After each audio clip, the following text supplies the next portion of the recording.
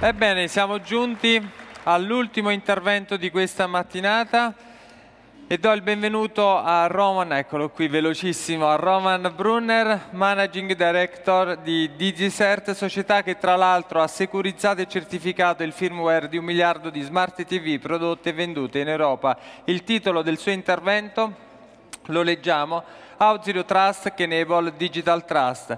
Conosce bene l'italiano, ma giustamente vuole dare un respiro internazionale al suo intervento. Buongiorno a tutti. Entro voi e il pranzo c'è solo la mia presentazione, allora ci vuole un po' di pazienza. So I will switch to English. I promise I will speak slowly and clearly so everybody can understand as much as possible. I'm originally from Switzerland, so it wasn't very hard for me to come here. Just an hour and 10 minutes flight, which is wonderful. Same to go back tonight. Luigi mentioned the 1 billion certificate situation that is out there, and probably most of you that have a TV set at home are watching TV based on a component in your TV that enables digital security and digital trust. This is just to start because we're talking about digital trust for the real world, which is, of course, examples like that that let you relate to what we do as an organization. So, as you look at today's world and as you look at these different images, what's happening is that through COVID, work from home, everybody's starting to connect to professional environments through platforms digitally. The challenge has become that how do we really know that the individuals we communicate with or the organizations that we connect to are secure? Is their digital footprint secure? Do we know that their digital identity is something we can trust? So when we look at the different situations here, for example, a law firm, how do you know when you communicate with a lawyer and the lawyer sends you a document, and if that document, for example, is digitally signed, that you can actually trust that that document has been digitally signed with a digital identity that is 100% trustworthy? That's one component of it. How do we know that airline security systems that communicate with mission-critical applications have not been compromised? How do we have that security? How do organizations know, all of you, either in government, public organizations or private, how do you know that the emails you receive are emails that you can actually trust?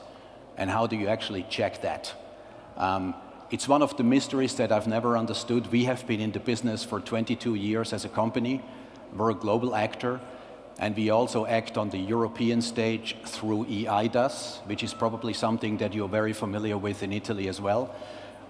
We are one of the participants in EIDAS through a Dutch, a Swiss, and a Belgian entity, although Switzerland is not the European Union, as you know, but the complex program around EIDAS is adhered to almost identically. So, you know, emails is one thing. If everybody here, or most organizations, would work on the basis of secure emails, I think the attack surface based on emails, in other words, phishing, you receive emails, you open the emails, you click on links, and these links are malware that open a window for intruders to actually do something very negative in your organization. Yeah. Little padlock on your email, you can check where that email comes from, and if the email has been digitally signed with a digital identity that can be trusted. Now, this has been there for a very long time. When I started in the business 20 years ago, it already existed. The difference was that it was significantly less known then. It's still surprisingly little known today. So, you know, it's basically what we're looking at here is everything that's connected to the internet today needs a digital identity to authenticate and to make sure that the connection is secured, and if data is transmitted, it can be encrypted. And a digital identity is nothing else than a digital certificate issued by a trusted issuer to a user or a server or a device or a document that has the ultimate goal to prove that what you're looking at, what you're receiving digitally is from a trustworthy source that you can verify and you can trust. It sounds very, very simple, but when you look at organizations that try to manage their foundation of digital trust, it's a real challenge because you're looking at servers, you're looking at devices, you're looking at users, you're looking at authentication 7 days a week, 24 hours, and so on and so forth. So it has expanded drastically. The foundation of digital trust for the real world, as we call it, which has been here for a very long time, are digital identities that give you the security and confidence that you're dealing with a known entity on the internet. So a lot of things that we have heard this morning in terms of detecting and reacting and so on and so forth are very, very complementary to what we are talking about with digital trust. But digital trust really goes to the heart of protecting the identities that communicate online. So you can read things on here, but it's basically the attack surface has expanded significantly. You know, look at some of these numbers here. We have 3 times more IoT devices out there. You know, anything, the cameras, any device that's out there, home devices, etc. These are all connected to the internet. These are all establishing a connection. If that connection isn't secured through digital identities, what happens is that intrusions can happen, breaches can happen, they can come from anywhere. So depending on how exposed organizations are and how they communicate globally, you really open up the attack surface, you know, quadrupling it, tenfold it, whatever the right expression is. So just to pick one here, for example, 65% of companies over the last, this is measured over the last 12 months, are affected by software supply chain attacks. What does that really mean? If you're developing software, you're developing code, you're purchasing component to add to your code that you're developing, how do you know that the components that you're purchasing from a component of the supply chain, a supplier of the supply chain, is actually secure? Have the people that developed the code signed the code with a digital identity that protects the integrity of the code, so when you take the code and you add it to your product and you do the same, i.e. making sure that the code is protected, that the product is 100% clean? We're probably all not so sure.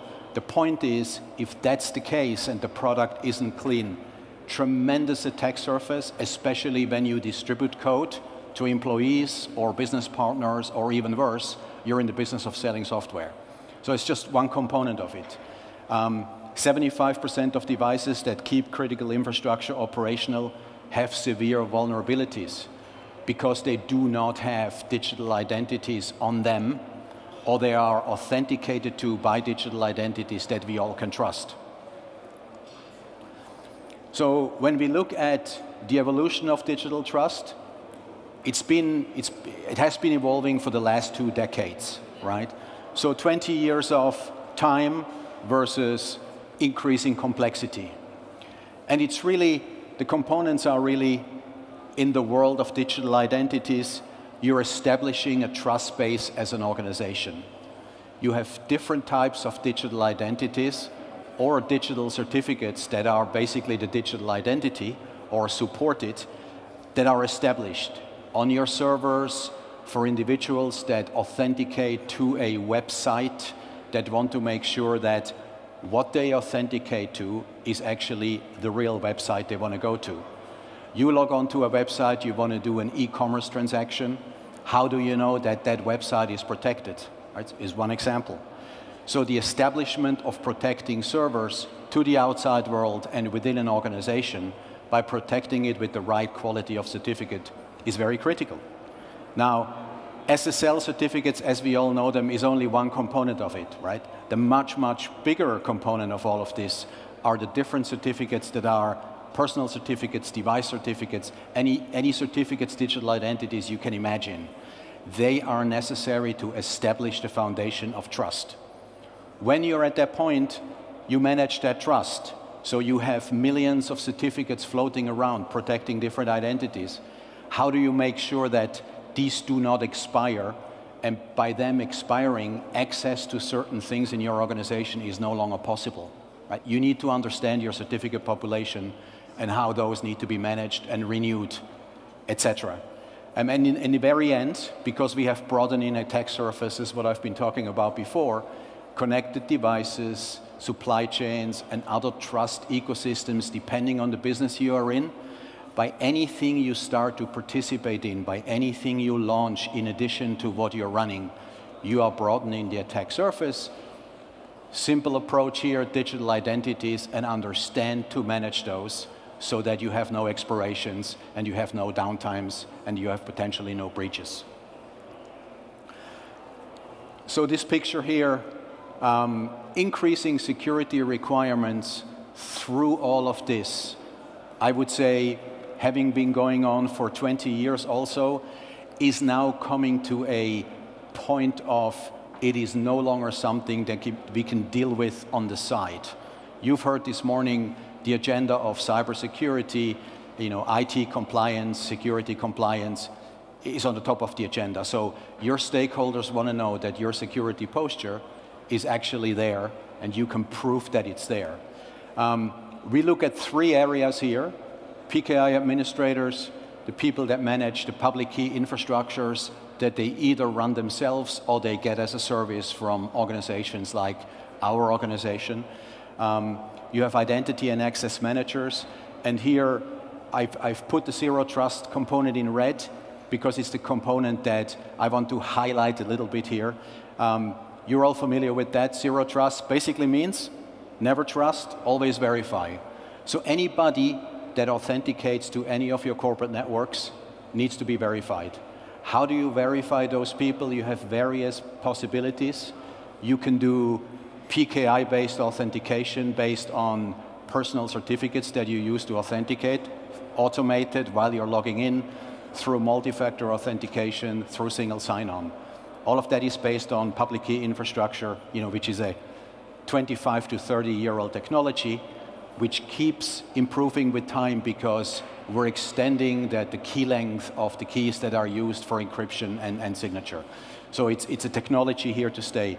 And then increase attack surface area, I talked about this, network, DevOps, operational technology, security, connected devices explode, cloud deployments happens every day. Things are in the cloud today that we would have never thought would ever be in the cloud when the cloud became the thing a decade ago, right?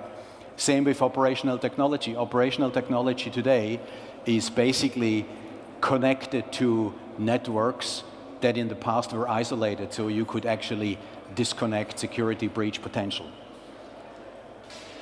So we're looking at the building blocks of digital trust here. It's the standards that are really the baseline for users and organizations that provide this service, like, for example, DigiCert, right? So without standards, without compliance and operations, meaning we comply with about 25 standards globally. In Europe, we comply with EIDAS and the previous EIDAS versions that existed, that enables us to be that issuer of digital trust, that issuer of digital IDs and credentials. And then you have the trust management. And when I say public and private, some certificates have a public root that governs the validity and the legitimacy of the certificate, the end certificate, and others are private PKI because you use them internally. But in the end, it's all digital identities that have to be protected and managed over time. And then we talked about this before, connected trust in ecosystems, which is the expansion of everything. This picture here, a lot on here is what I already talked about, but it gives you an idea of the different components in an infrastructure, in an environment that can be protected with digital trust. We talked about servers, we talked about DevOps, user, secure email, remember that piece, devices, anything IoT, OT, digital credentials, digital ID, and documents. I think in this country, document signing based on qualified certificates that you can get from an Italian EIDAS compliant QTSB, it's a big deal. You're probably mostly familiar with that. Just one thing about our posture. I think what's super important is we are in 15+ security standards. We maintain a very, very high cadence of annual audits, about 25 different ones across the globe, that enable us to play in there, that enable us to be compliant with these standards, and we continue to maintain those. So it's a significant value to people that come to us so they can know that the digital trust is guaranteed. And I see my clock going to 0. I just wanted to show you this picture here. It's a different way of showing it, but it's really about defining the trust, establishing it like I outlined before, managing it going forward so you know what your posture is and how you can make sure nothing expires or goes stale, and then in the end, extending the trust. So it's a process over time. And I thank you very much. Grazie davvero a Roman Brunner per aver introdotto il concetto di digital trust fondamentale per tutti noi nel vivere digitale. Bene, siamo giunti al meritato pranzo, perché CyberSec non è una maratona solo per me, ma anche per voi che ci seguite qui e che ci seguite online. Allora, breve pausa e ci vediamo qui intorno alle 14:30. A dopo.